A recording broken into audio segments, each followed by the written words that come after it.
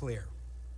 Allegations of racial discrimination are unfounded, and an investigation is not an indictment. Central Michigan University's president responding to a racial discrimination complaint filed against the school.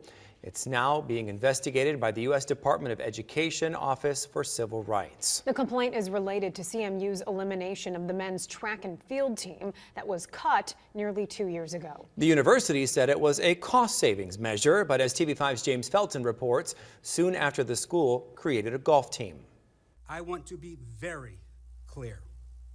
Allegations of racial discrimination are unfounded, and an investigation is not an indictment. Central Michigan University President Bob Davies is adamant the university's move to cut men's track and field was not racially motivated. The decision to eliminate men's track and field was based on financial, compliance, and student success factors.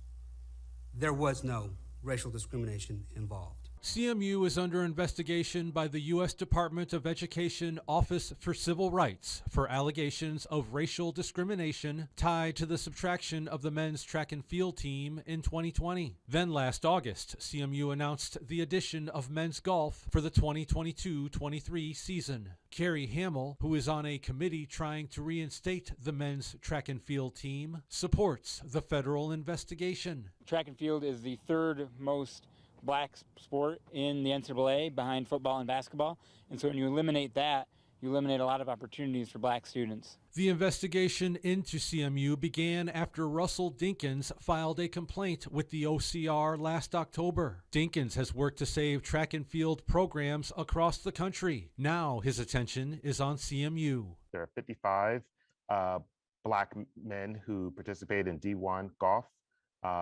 Nationally, there's nearly 3,000 black men who participate in track and field.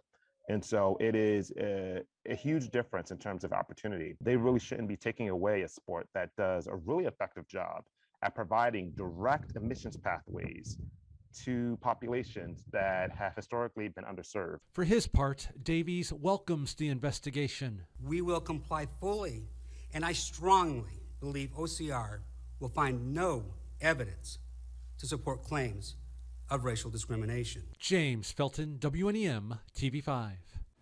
The university added the decision to eliminate men's track and field impacted 30 student athletes. 3 were black, 3 others were multiracial, 2 were international students, and the other 22 were white.